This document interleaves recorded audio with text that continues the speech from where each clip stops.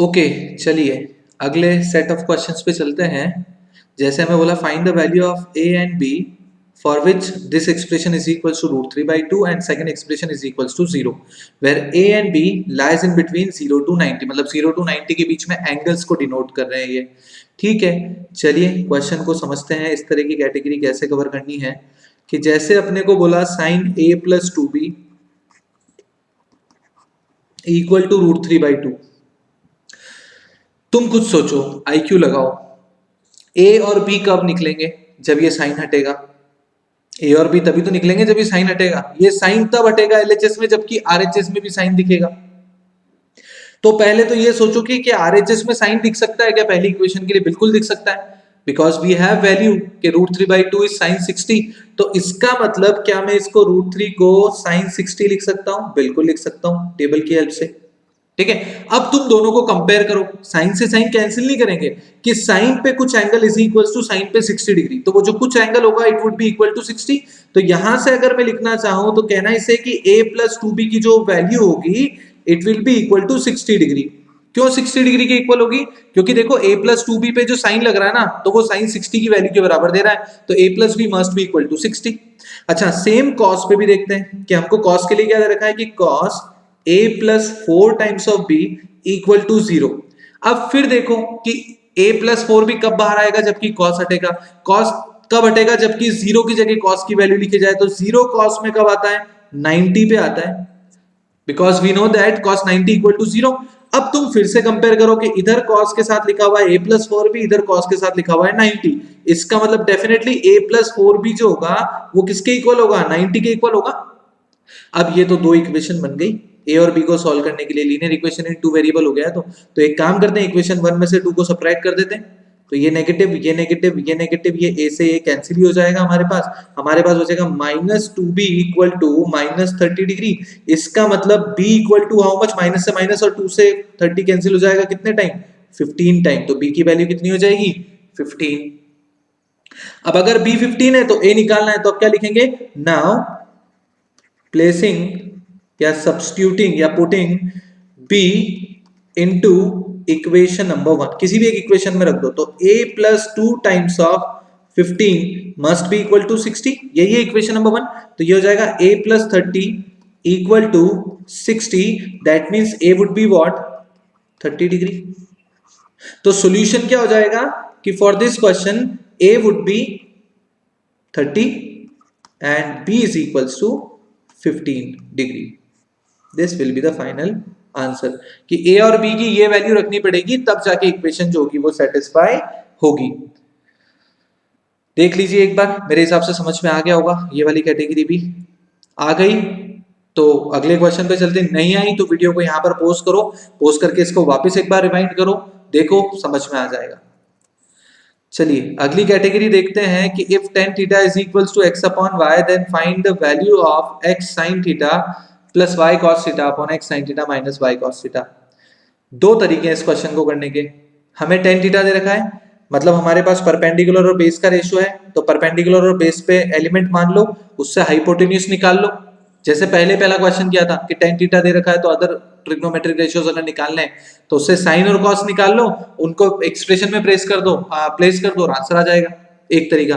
दूसरा तरीका और सिंपल क्या सोचा जा सकता है? तो देखो सिंपल तरीके से कर सकते हैं। किसकी वैल्यू निकालनी है? x sin theta plus y cos theta divided by x sin theta minus y cos theta, इसकी वैल्यू निकालनी है। अच्छा, साइन और कॉस दे रखा है, tan पूछा है, तो साइन कॉस से tan पे क्या जाने का तरीका है? एक ही तरीका है, क्या कि अगर हमारे पास साइन अपॉन कॉस लिखा हुआ होता है तो हम उसको tan लिख सकते हैं। तो साइन अपॉन कॉस अगर मेरे को इस क्वेश्चन में लाना है तो मैं क्या करूंगा? न्यूमरेटर और डिनोमिनेटर को इंडिविजुअली कॉस थीटा से डिवाइड करूंगा। तो मैं क्या लिख रहा हूं? Dividing numerator and denominator both by cos theta. Cos theta से डिवाइड कर रहा हूं, तो देखो क्या होगा? x sin थीटा जब cos थीटा से डिवाइड होगा तो it will result sin theta upon cos theta plus y cos theta जो होगा वो cos थीटा से डिवाइड होगा तो इट विल बी 1। तो नेक्स्ट स्टेप में उसको 1 लिख देंगे डिवाइडेड बाय x अपॉन ये क्या हो जाएगा? sin theta upon cos theta और माइनस में जो y लिखा हुआ है it is what cos theta upon cos theta. ये आ गया पहला एक्सप्रेशन हमारे पास। अब इसको सिंप्लीफाई करके क्या लिख सकते हैं कि sin theta upon cos theta होता है tan थीटा, पीछे सिर्फ y बच जाएगा क्योंकि cos theta upon cos theta is 1, और ये हो जाएगा x tan theta minus y। ठीक है, अब tan थीटा की वैल्यू अपने को दे रखी है, it is what x upon y। तो चलो ये वैल्यू प्लेस कर दो इस क्वेश्चन में, तो ये हो जाएगा x into x upon y plus y divided by x into x upon y minus y। LCM ले लो, अगर एलसीएम लोगे न्यूमरेटर में तो एलसीएम क्या आएगा न्यूमरेटर का, y आएगा। तो पहला टर्म क्या बनेगा x into x x square, और दूसरा क्रॉस मल्टीप्लाई होकर वाई स्क्वायर देगा, डिवाइडेड बाय डिनोमिनेटर में भी एलसीएम लो तो वो भी y आएगा। बचेगा क्या अपने पास x square minus Y square, y से y कैंसिल हो जाएगा। तो ये जो पूरा क्वेश्चन था इसका आंसर कितना आ गया, it is x square plus Y square upon x square minus Y square. This will be the final answer. तो जब भी क्वेश्चन में साइन और कॉस दे रखा हो या साइन और कॉस की टर्म दे रखी हो निकालने के लिए और tan थीटा गिवन हो तो cos थीटा से डिवाइड करो, सिंपलीफाई करो and you will get the answer. नहीं समझ में आया वापस रिवाइंड कर लो, है ना। समझ में आ गया तो आगे वाला क्वेश्चन देखते हैं, मेरे हिसाब से क्लियर होगा। नहीं तो दूसरा तरीका जो मैंने बताया था वैसा कर सकते हो कि tan थीटा का डायग्राम बनाना, ऐसा कुछ यहां पर मैं हिंट दे रहा हूं, ये डायग्राम बनाना ऐसा, ये थीटा मान लेना, ठीक है। हमको रेशियो x अपॉन y दे रखा है तो इसको x a मान लेना, इसको y a मान लेना या p मान लेना, कुछ भी देख लेना तुम लोग। इस ट्रायंगल को PQR ले लेना। अब उससे ये तीसरी वाली साइड निकाल लेना पाइथागोरस लगा के, इससे साइन और कॉस के रेशियो निकाल लेना, उसको रख देना, बट वो लेंथी पड़ेगा, ये ज्यादा आसान होगा। चलिए अगला क्वेश्चन देखते हैं अगली वैरायटी पे। ये थोड़ा ज्योमेट्रिकल अप्रोच पे आ गया कि ABCD is a rectangle where AB is equals to 20। बना लेते हैं डायग्राम। ये मान लिया ABCD एक रेक्टेंगल है जिसमें AB इज 20, ठीक है। ABCD is a rectangle, AB is 20, तो अगर ये 20 है तो डेफिनेटली ये भी 20 ही होगा इसके ऑपोजिट। हमें दे रखा है एंगल BAC, तो BAC कहां बनेगा, यही बनेगा। ये वाला एंगल BAC रीड करो, ये कितना दे रखा है 60 डिग्री दे रखा है, तो ठीक है इट इज 60। हमें क्या बोला है, find the area of ABCD। तो एरिया ऑफ ABCD क्या होता है, बेस इनटू हाइट।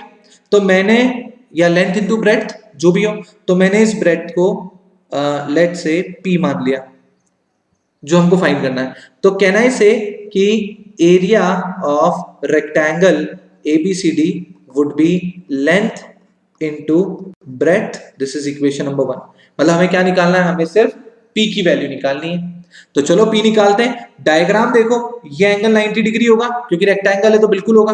अब तुम सिर्फ ट्राइंगल ABC देखो, ट्राइंगल ABC में you have angle theta, you have base and you need perpendicular. तो देखो कि परपेंडिकुलर और बेस पे कौन सा रेशियो होता है, tan थीटा। तो मैं क्या लिखूंगा कि in triangle ABC we know that tan of theta, theta कितना है 60, would be equal to perpendicular upon base। तो परपेंडिकुलर की जगह P लिखा हुआ है, बेस की जगह 20 लिखा हुआ है। अच्छा tan 60 की वैल्यू कितनी होती है √3, तो √3 is equals to P upon 20। तो यहां से परपेंडिकुलर की लेंथ कितनी आ जाएगी, या यहां से P जो एलिमेंट है उसकी लेंथ कितनी आ जाएगी, 20 into √3, 20 into √3। Let's say this is equation number 2। जो अननोन वैल्यू तो निकाल ली P की, अब इस P को कहां रख देंगे, इक्वेशन नंबर 1 में रख देंगे। सो पुटिंग या सब्स्टिट्यूटिंग P into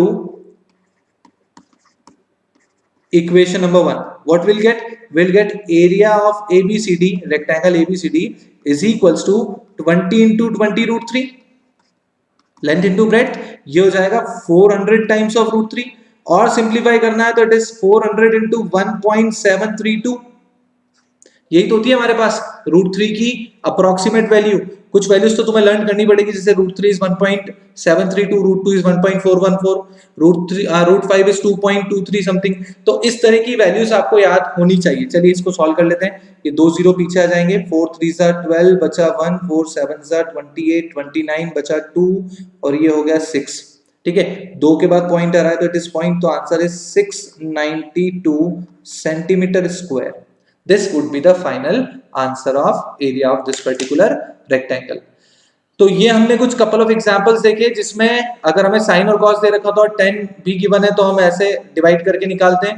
अगर हमें इक्वेशंस दे रखी है तो इक्वेशंस में एलएचएस को आरएचएस के इक्वल लाने के लिए अगर साइन दे रखा है तो साइन की वैल्यू देखते हैं, कॉस दे रखा हो तो कॉस की वैल्यू देखते हैं, और एक हमने ज्योमेट्रिकल अप्रोच पे क्वेश्चन देख लिया।